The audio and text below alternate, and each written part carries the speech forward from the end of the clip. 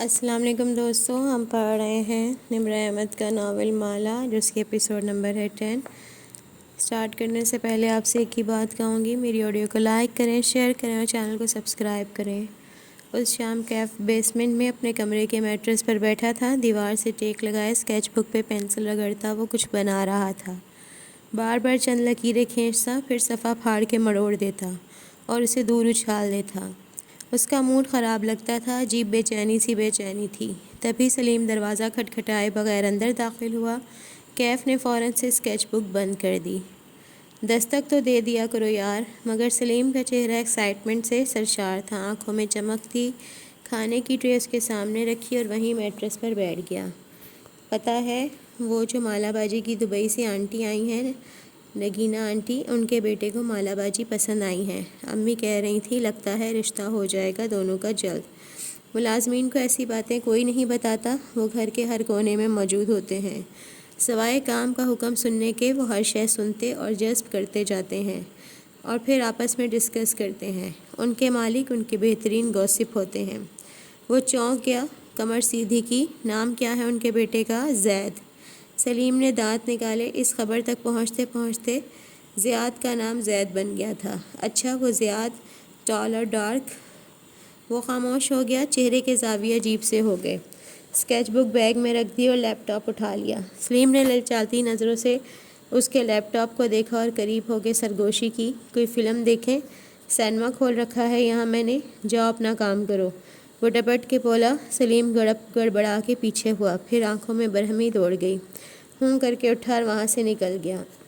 کیف کچھ دیر لیپ ٹاپ پہ یوں ہی چند ٹیب کھولے بیٹھا رہا، پھر اسے بند کیا اور اسکیچ بک اٹھائے باہر آ گیا۔ ابھی عصر کساں نہیں ہوئی تھی، خوبصورت سی شام ہر سو پھیلی تھی۔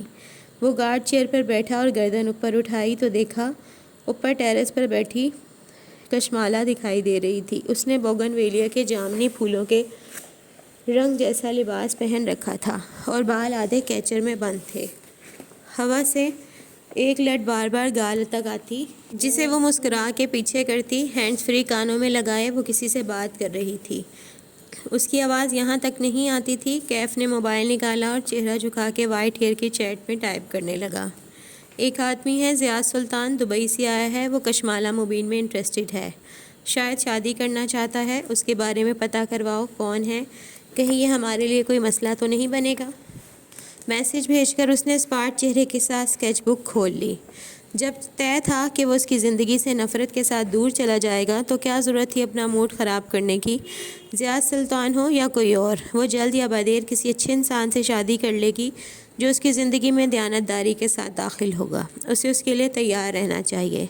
یہ سوچنا آسان تھا، کرنا مشکل۔ مالا کی ماں نے درست کہا تھا، ہر انسان اس دنیا کا سفر کرتے ہوئے اپنے زوج کو تلاش کر رہا ہے، لیکن سب کی تلاش کامیاب نہیں ہوتی۔ اس نے ایک اور صفحہ پھاڑ کے جھنجھلاہٹ کے ساتھ موڑ دیا۔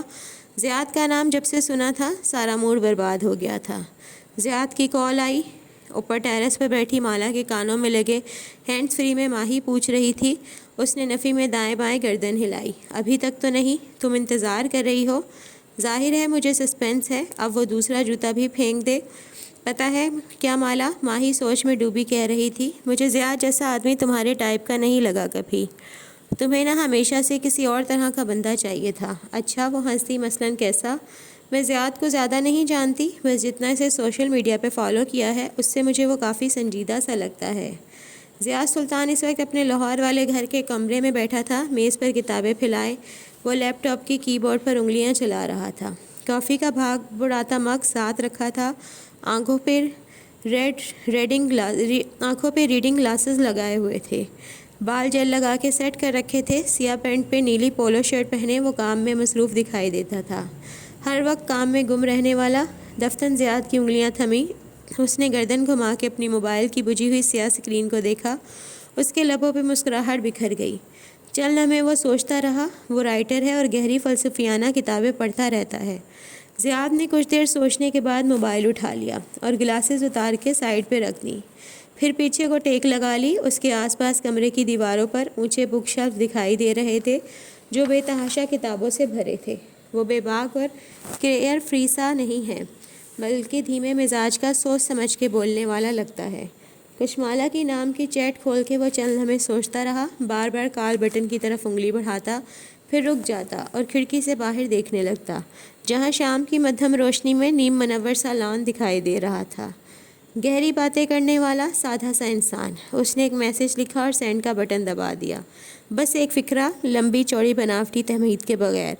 وہ عمر میں تم سے 1-2 سال ہی بڑا ہوگا، وہ تمہارے مقابلے میں زیادہ ہی سنجیدہ لگتا ہے مجھے۔ فون رکھ کے زیاد نے ریڈنگ گلاسز دوبارہ سے پہن لی اور زیر لب مسکراتے ہوئے لیپ ٹاپ کی طرف متوجہ ہو گیا۔ وہ ایک اچھی جاب کرتا ہے، ساتھ لکھتا بھی ہے، یعنی جاب اور شوق کو ساتھ ساتھ لے کر چلنے والا بیلنس قسم کا آدمی ہے۔ زیاد ٹائپ کرتے ہوئے گاہے بگاہے ایک نظر بجھے ہوئے موبائل پہ ڈال لیتا، جیسے اسے کشمالہ کے جواب کا انتظار تھا۔ اپنی پوسٹ اور سٹیٹس اپ ڈیٹ سے وہ مجھے کوئی رومانٹک انسان نہیں لگتا، پریکٹیکل سا لگتا ہے، حقیقت پسندی سے ہر چیز کا جائزہ لینے والا، جیسے تم لیتی ہو۔ میرا رشتہ نہیں ہو رہا یہاں، ہم تمہاری بات کر رہے ہیں۔ وہ برا مان گئی۔ مالا ہنس دی۔ ہاں، مجھے بھی زیادہ سنجیدہ اور پریکٹیکل سا لگا، لیکن تم نے یہ کیوں کہا کہ وہ میری ٹائپ نہیں ہے؟ میں بھی سنجیدہ اور پریکٹیکل ہوں۔ وہ انگلی پر لٹ مروڑتے ہوئے نیچے نظر آتے لان کو دیکھتے ہوئے الجھی ہوئی سی کہہ رہی تھی، کیا ماہی مالا کو مالا سے زیادہ جانتی تھی؟ نہیں مالا، تم ایمبیشیس ہو، تم ایک جگہ رک کے نہیں رہ سکتی، تمہیں آگے بڑھنے اور اونچے خواب دیکھنے کا شوق ہے۔ کشمالہ کی نظر گیٹ کے ساتھ نیچے کھڑے کیف پہ پڑی۔ اس کے آبرو ناگواری سے تنے تھے۔ وہ ٹانگ پہ ٹانگ جمائے بیٹھا تھا، اسکیچ بک گھٹنے پر رکھے اس پہ تیز تیز پینسل چلا رہا تھا۔ تمہیں ایسے مرد پسند ہیں جن کے اندر گرو کرنے کا جذبہ ہو، ایسے مرد جو ٹھہرے پانی کی طرح ایک لگا بندھا سا کام نہ کرتے رہیں۔ کیف گردن ترچھی کیے پینسل کو 2 انگلیوں میں پکڑے خاص زاویے پر رکھ کے چلا رہا تھا، پھر رک گیا۔ مایوسی سے نفی میں سر ہلایا اور زج انداز میں صفحہ پھاڑ دیا۔ تمہیں ایسا انسان چاہیے جو ناکام یا سست نہ ہو، بلکہ وہ اپنے کیریئر میں ترقی کر رہا ہو۔ کیف نے تھک کے اس پھٹے ہوئے صفحے کو دیکھا، پھر اسے مڑوڑ کے میز پر اچھال دیا۔ وہ شدید مضطرب نظر آتا تھا۔ یہ نہیں ہے کہ تمہیں کوئی امیر و کبیر بندہ چاہیے، چاہے وہ چند ہزار بھی کماتا ہو، لیکن وہ کام کرتا ہو، اس کا کچھ اپنا ہو، کوئی کام، کوئی شوق۔ کیف اب گردن دوسری طرف ترچھی کیے نئے صفحے اوپر نیچے لکیریں کھینچ رہا تھا۔ ایسا آدمی جو فوکسڈ ہو، وہ فضول مشغلوں میں اپنا وقت ضائع نہ کرے، وہ دیکھنے میں بھی اچھا ہو لیکن اس سے زیادہ اس کے مینرز اچھے ہوں، لاپرواہ اور بے ترتیب سا نہ ہو، اٹھنے بیٹھنے کا ڈھنگ آتا ہو۔ کیف کا فون بجنے لگا تو اس نے اسکیچ بک پرے ڈال دی، پیچھے ٹیک لگا لی اور ٹانگیں لمبی کر کے میز پر ایک دوسرے کے اوپر رکھ دیں، پھر فون کان سے لگا لیا اور بات کرنے لگا۔ اور وہ صرف بک سمارٹ نہ ہو، اسٹریٹ سمارٹ بھی ہو، اور اس اسٹریٹ سمارٹنس کو وہ اپنے کام کے لیے استعمال کرے، خود کو ضائع نہ کرے۔ تمہیں مالا کھڑے پانی جیسا مرد نہیں پسند، تمہیں ہر پل آگے بڑھنے والے مرد پسند ہیں، اور زیاد میں یہ سب کچھ ہے۔ وہ مسکرا کے گردن اٹھائے اوپر سے آسمان کو دیکھنے لگی۔ ہاں، اس میں یہ سب ہے، لیکن وہ کچھ زیادہ ہی حقیقت پسند لگتا ہے مجھے اپنی باتوں سے۔ ایسے لوگ تھوڑے سے تلخ ہوتے ہیں، مگر سچے تو ہوتے ہیں نا، جھوٹے خوابوں میں تو نہیں رہتے۔ میرے پاس جتنے آپشنز ہیں، زیاد ان میں سے بیسٹ ہے۔ اس کے علاوہ میرے ارد گرد کوئی ایسا سمارٹ، قابل اور گڈ لکنگ مرد ہے ہی نہیں۔ گڈ لکنگ سے یاد آیا، یہ تمہارا ڈرائیور کیسا ہے؟ ماہی کی آواز میں تجسس سا ابھرا۔ وقت بھی کہہ رہی تھی، شکل کا بہت اچھا ہے، بس زبان کافی لمبی ہے۔ شرم کرو، وہ میرا ڈرائیور ہے، اور تمہیں کچھ اچھی طرح پتہ ہے کہ آواز آہستہ کی کہ وہ میرا گارڈ بھی ہے۔ ماہی نے افسوس سے گہری سانس لی۔ تم گارڈ کیوں ہائر کرتی ہو مالا، جب تمہیں اور مجھے اچھی طرح معلوم ہے کہ تمہارے پیچھے کون پڑا ہوا ہے؟ اور اچھا چھوڑو، ماہی نے بات پلٹی، جانتی تھی یہاں دونوں کی لڑائی ہو جانی تھی۔ یہ بتاؤ تمہیں وہ کیسا لگتا ہے؟ ڈرائیور ہی لگتا ہے بس۔ اس نے نیچے بیٹھے کیف کو دیکھا، وہ مدھم آواز میں کسی سے فون پہ بات کر رہا تھا، لبوں پہ مسکراہٹ تھی، اب وہ قدرے ریلیکس نظر آ رہا تھا۔ ہاں، لیکن وہ کوئی غریب اور لاچار سا ملازم نہیں ہے، اچھے خاندان کا ہے، صفورہ کا کزن ہے، پھر وہ تمہیں چھوڑ کے نہیں گیا، تمہارے لیے دوسرے شہر میں شفٹ ہو گیا ہے۔ کیا کہنا چاہ رہی ہو؟ یہی کہ مرد بہت سادہ ہوتے ہیں۔ اتنا تردد کسی عورت کے لیے وہ تبھی کرتے ہیں جب یا تو انہیں مالی منافع نظر آئے یا ان کا کسی پہ دل آ جائے۔ کیف بیچارے کو لمبی چوڑی تنخواہ تو نہیں مل رہی تم سے، پھر وہ کیوں تمہارا گارڈ بنا ہوا ہے؟ ماہی اور ماہی کی ساری دنیا پہ شک کرنے کی عادت، اف، وہ صرف اپنی جاب کر رہا ہے۔ ویسے بھی میرا خیال ہے، اس نے لہجے کو سرسری بنایا، اس کی زندگی میں کوئی لڑکی پہلے سے ہے، اسی سے فون پہ لگا رہتا ہے، اور یعنی تم اس کی کالز پہ نظر رکھتی ہو؟ سلیم کی کالز پہ بھی تم نے کبھی نظر رکھی؟ وہ بھی تو ملازم ہے۔ ماہی یار کیا مسئلہ ہے؟ میں زیاد کی بات کر رہی ہوں اور تم کیف کو درمیان میں لے آئیں؟ کیونکہ تم زیاد کی بات اب کر رہی ہو۔ ہماری ہر ویڈیو کال میں تم آدھا وقت مجھے یہ بتاتی ہو کہ کیف کتنا سمارٹ ہے اور تمہیں اس کے نئے بزنس کے فیل ہو جانے کی کتنی فکر ہے۔ میں تم سے بات ہی نہیں کر رہی۔ اس نے خفگی سے فون بند کر دیا۔ پھر دیکھا زیاد کا میسج آیا ہوا تھا، وہ اس سے کال کرنے کا پوچھ رہا تھا۔ ہاؤ ڈیسنٹ، اس نے شیور لکھ کر میسج بھیجا تو اسے زیاد کی کال آ گئی۔ کیسی ہیں آپ کشمالہ؟ اپنا نام اس کی زبان سے بہت منفرد لگا اور اچھا بھی۔ امید ہے میں نے آپ کو ڈسٹرب نہیں کیا ہوگا۔ نہیں، ایسی کوئی بات نہیں۔ وہ ہلکے سے ہنس دی۔ آپ بتائیں، کوئی کام تھا آپ کو؟ جی ایک کام تھا، سوچا آپ سے مشورہ لے لوں۔ ذرا ٹھہر کے بولا، پہلے بھی آپ کے مشورے کی وجہ سے میں دوبارہ سے لکھنے لگا ہوں۔ چلے، مجھے خوشی ہے کہ میرا مشورہ آپ کے کام آیا۔ وہ واقعی اس کے لیے خوش ہوئی تھی۔ دراصل ہم آج کل یہاں میرے دادا کے گھر رہ رہے ہیں۔ وہ بہت دھیما بولتا تھا، ٹھہر ٹھہر کے۔ میرے ابو بھی آئے ہوئے ہیں اور سب رشتہ دار امی ابو سے ملنے آتے رہتے ہیں۔ گھر میں کافی رش ہوتا ہے، یہاں میں سکون سے کام نہیں کر سکتا۔ اب جتنے دن چھٹی پہ آیا ہوں اتنے دن کام بھی تو کرنا ہے۔ آپ کسی کافی شاپ سے بھی کام کر سکتے ہیں۔ جی لیکن کافی شاپس میں ایک حد تک بیٹھ سکتے ہیں، وہاں شور بھی ہوتا ہے۔ میں سوچ رہا تھا لاہور میں کوئی اچھی کو ورکنگ سپیس تو ہوگی۔ جی لاہور میں ایسی بہت سی جگہیں کھل گئی ہیں، بلکہ ایک میرے کلاس فیلو نے گلبرگ میں اپنی بلڈنگ بنائی ہوئی ہے، اس میں جم بھی ہے اور ریسٹورنٹ بھی۔ گریٹ، آپ مجھے وہ جگہ دکھا سکتی ہیں؟ شیور، میں ابھی عاصم سے بات کرتی ہوں۔ عاصم؟ وہی میرا کلاس فیلو جس نے اپنی کو ورکنگ سپیس بنا رکھی ہے۔ اوکے، مگر ایسے معاملات میں کسی کا ریفرنس ہونا زیادہ بہتر ہوتا ہے۔ اگر آپ کے پاس وقت ہو تو آپ ساتھ آ سکتی ہیں، اس نے عام سے لہجے میں کہا۔ لیکن کشمالہ نے فون کان سے ہٹا کے دیکھا۔ کیا یہ مجھ سے ملنے کا بہانہ ہے؟ میں چیک کر کے بتاتی ہوں۔ ظاہر ہے یہ اس سے ملنے کا بہانہ تھا۔ وہ مسکرا کے عاصم کو کال ملانے لگی۔ عاصم ظہیر اور اس کا کلاس فیلو تھا۔ ایک زمانے میں وہ شدید کمزور اور پڑھاکو ٹائپ لڑکا ہوتا تھا جو بہت شائع تھا، اور آج وہ ایک کامیاب انٹرپرینور تھا۔ اس نے 3 سال پہلے ایک کو ورکنگ سپیس کی بنیاد رکھی تھی جو آج کامیابی سے چل رہی تھی۔ اس کے بزنس گریجویٹ کلاس فیلوز یا کامیاب تھے یا ناکام، ایک وہی تھی جو کامیاب ہو کے ناکام ہوئی تھی۔ یہ ایسے دنوں میں سے ایک دن تھا جب ایک لمحے کے لیے دل کا موسم خوشگوار ہو جاتا اور دوسرے ہی لمحے سارے مسائل یاد آنے پہ طبیعت مکدر ہو جاتی۔ باہر کا موسم بھی کچھ اسی طرح کا تھا، ایک دم گرمی ہو جاتی اور ایک دم سیاہ بادل چھا کے سارے میں اندھیرا کر دیتے۔ کیف ساری رات جاگنے کے بعد فجر کے بعد تھوڑی دیر سونے اپنے کمرے میں چلا گیا تھا، گھنٹہ بھر سویا اور پھر واپس باہر آ گیا۔ اپنی کافی بنائی کہ کڑک چائے اس سے کوشش کے باوجود نہیں بنتی تھی، اور پھر لیپ ٹاپ لیے گارڈ چیئر کی طرف گیا۔ آسمان گہرا نیلا تھا جب کیف نے لیپ ٹاپ کھولا، پھر وہ کافی کے گھونٹ بھرتے ہوئے کام کیے گیا، اور ساتھ ساتھ آسمان کی نیلاہٹ کم ہوتی گئی، یہاں تک کہ سنہری افشاں نے سارے میں اجالا بکھیر دیا۔ کوئی گھنٹے بھر بعد اس نے ذرا سا سستانے کے لیے لیپ ٹاپ بند کیا اور ساتھ کھڑا ہوا۔ تسبیح ہاتھ میں پکڑے وہ یوں ہی گھر کی 4 دیواری کا چکر لگانے لگا۔ عقاب جیسی آنکھیں اطراف کے گھروں کا جائزہ لے رہی تھیں۔ گیٹ کے قریب اس نے گردن اونچی کر کے باہر جھانکا، سب خاموش اور نارمل تھا، اور تبھی اس کی نگاہ گیٹ سے باہر گئی۔ ڈرائیو وے پہ خون گرا تھا۔ کیف اپنی جگہ ساکت ہو گیا، پھر تیزی سے گیٹ کھولا مگر باہر نہیں نکلا۔ قدم وہیں زنجیر ہو گئے، گیٹ کے ساتھ بھی خون پھیلا تھا۔ بڑے بڑے سرخ قطرے سڑک تک جاتے تھے، وہاں جا کے خون ختم ہو جاتا تھا۔ جو بھی تھا اس نے بڑی مہارت سے سڑک سے گیٹ تک خون پھینکا تھا۔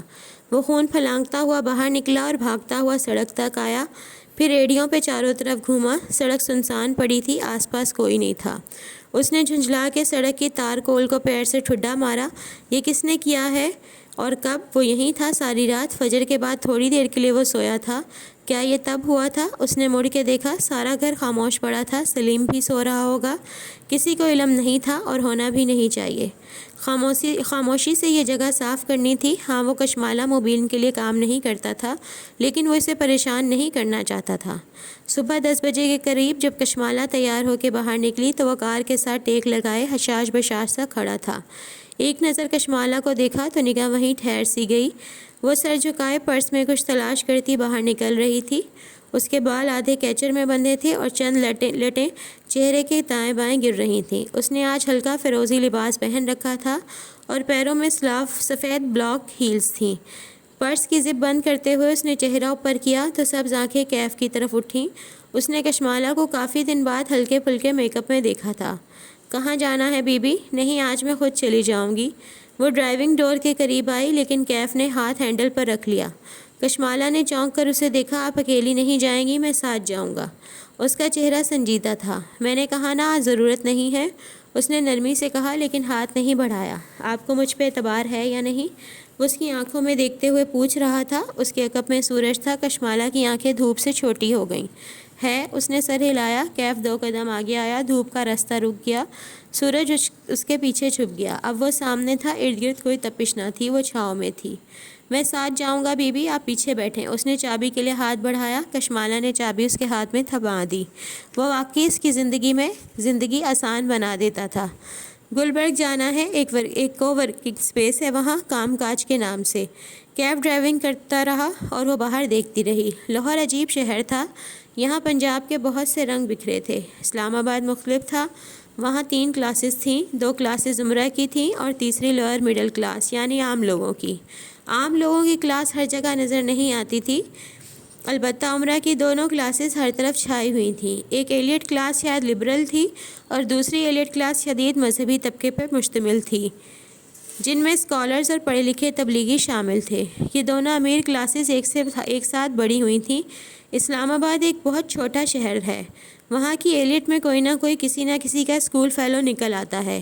اسلام آباد کے ایلیٹ اسٹوڈنٹس عموماً ہائی اسکول سے امپورٹڈ ڈرگز، میتھ، آئس، ایکسٹاسی اور کینابیس پہ لگ جاتے ہیں۔ ان کے والدین کی ان عادات سے عموماً صرف نظر کرتے ہیں کیونکہ وہ اپنے بچوں کو ایسے اسکول میں اس لیے پڑھاتے ہیں تاکہ ان کے اسکول فیلوز کے والدین سے تعلقات بنا کے وہ فائدہ اٹھا سکیں۔ لاہور ایسا نہیں تھا۔ یہاں بہت سی کلاسز تھیں۔ وہ کہ اسلام آباد کی طرح لاہور میں بھی ایلیٹ 2 حصوں میں تقسیم تھی، ایک شدید مذہبی اور دوسرے شدید لبرل، لیکن یہاں کی ایلیٹ میں لبرل زیادہ تھے اور ان کے اسکولز بھی ویسے ہی تھے جیسے اسلام آباد کے۔ البتہ لاہور میں ایک بہت بڑا طبقہ دوسرے شہروں سے آنے والی فیملیز کا تھا جو اپنا معیار زندگی بہتر بنانے بڑے شہر آئے تھے۔ ان کی اکثریت کی گزشتہ نسل نے لاہور آتے ہی کیبل کلچر کو اپنا لیا تھا کیونکہ وہ اپنے احساس کمتری دور کر کے لاہوریوں کے رنگ میں رنگنا چاہتے تھے، سو انہوں نے اپنے اقدار سے پیچھا چھڑانا شروع کر دیا۔ ان کی وہ گزشتہ نسل اب بوڑھی ہو رہی تھی اور نئی آنے والی وہ نسل ان سے کہیں زیادہ دین سے دور تھی۔ اس نئی نسل کی اکثریت اپنے والدین کے گاؤں، قصبے یا چھوٹے شہر کا نام لینے میں شرمندگی محسوس کرتی تھی۔ لاہور میں 2 ہی تفریحیں تھیں، ریسٹورنٹ اور شاپنگ مال، اور نئی نسل بس انہی میں پڑی تھی۔ ایک اور طبقہ اسٹوڈنٹس کا تھا، ہاسٹلز میں مقیم اسٹوڈنٹس کا۔ ان میں سے بھی اکثریت لاہور سے باہر چھوٹے شہروں کی تھی۔ جب یہ شروع میں لاہور آئے تھے تو لڑکے باجماعت نمازیں پڑھتے تھے۔ ان کی چھوٹی چھوٹی داڑھیاں ہوتی تھیں اور لڑکیوں کے سر پہ حجاب ہوتے تھے۔ پھر ان میں سے کچھ وہی تھے جو اپنی ویلیوز پہ قائم رہے۔ آہستہ آہستہ نمازیں مصروفیت میں کھو گئیں، داڑھیاں شیو ہو گئیں اور حجاب اتر گئے۔ لاہور میں پڑھنے والے اسٹوڈنٹس میں سے قریباً 60% لڑکے لڑکیاں فائنل ایئر تک پہنچنے سے پہلے ہی سگریٹ اور ڈرگز پہ لگ جاتے ہیں، اور ان کے چھوٹے شہروں میں مقیم ماں باپ اس امر سے ناواقف ہوتے ہیں۔ وہ ہر ماہ اپنے بچے کو ہاسٹل کے اخراجات کے لیے پیسے بھیجتے ہیں، جن میں سے ایک بڑا حصہ ڈرگز پہ خرچ ہو جاتا ہے۔ لاہور آنے والے تمام اسٹوڈنٹس اپنی تعلیم مکمل نہیں کرتے۔ ڈرگز پہ لگنے والے اکثر اسٹوڈنٹس درمیان میں ہی اپنا تعلیمی سلسلہ توڑ دیتے ہیں، مگر بہت سے اسٹوڈنٹس نشے کی لت کے باوجود تعلیم مکمل کر لیتے ہیں۔ ایسے میں وہ تمام گریجویٹ، چاہے وہ ڈرگز کرتے ہوں چاہے نہ کرتے ہوں، چاہے وہ مذہبی ہوں چاہے لبرل ہوں، پیسے کمانے کا وقت ان سب کا ایک سا ہی حال ہوتا ہے۔ قسمت اور بخت سب سے زیادہ چلتا ہے اور پھر بات محنت اور قابلیت کی آتی ہے۔ کچھ گریجویٹس کو نوکری مل جاتی ہے اور کچھ کہیں سے پیسے جوڑ کے کاروبار شروع کر لیتے ہیں، لیکن ایک بہت بڑا طبقہ بے روزگار نوجوانوں کا ہے جن کو کام نہیں ملتا۔ کچھ نے پڑھائی مکمل کی تھی اور کچھ نے درمیان میں چھوڑ دی۔ وہ نوکری کرنے کی اہلیت نہیں رکھتے اور کاروبار کرنے کے لیے ان کے پاس اگر سرمایہ ہے تو جگہ نہیں۔ یہ نوجوان نکمے یا سست نہیں ہوتے، ان کے پاس بس اتنے وسائل نہیں ہوتے کہ اپنے کام کو ترقی دیں۔ ان میں سے بہت سے ایسے ہوتے ہیں جن کے پاس آئیڈیاز ہوتے ہیں اور انہوں نے اپنا چھوٹا موٹا کام بھی شروع کر رکھا ہوتا ہے۔ کوئی آن لائن جاب کرتا ہے تو کوئی آن لائن بزنس۔ ان سب کا سب سے بڑا مسئلہ یہ ہوتا ہے کہ ان کے پاس کام کرنے کے لیے جگہ نہیں ہوتی، گھر میں کام کرنے سے سستی کا شکار رہتے ہیں، مگر آفس بنانے کا سرمایہ نہیں ہوتا۔ ایسے میں وہ اپنے کام کو ترقی کیسے دیں؟ ایسے لوگوں کے لیے ترقی یافتہ ممالک میں کو ورکنگ سپیسز بنائی جاتی ہیں، جہاں وہ کرائے پہ آفس فلور، سنگل آفس یا ایک سنگل ڈیسک بھی لے سکتے ہیں۔ وہاں سکون سے بیٹھ کے وہ اپنا کام کر سکتے ہیں۔ یہ کانسیپٹ پاکستان میں چند برس پہلے متعارف ہوا تھا، اور جیسے جیسے آن لائن کام بڑھتا جا رہا تھا یہ کانسیپٹ ترقی کرتا جا رہا تھا۔ تو دوستو، یہ تھی آج کی ایپیسوڈ۔ امید کرتی ہوں آپ کو پسند آئی ہوگی۔ اگر آپ کو میری آڈیو اچھی لگی ہے تو اسے لائک کریں، شیئر کریں، میرے چینل کو سبسکرائب کریں۔ آپ کا ایک سبسکرائب کسی کی زندگی بدل سکتا ہے، تو کائنڈلی سبسکرائب کر کے جایا کریں۔ اللہ حافظ، کل پھر ملیں گے، دعا میں یاد رکھیے گا۔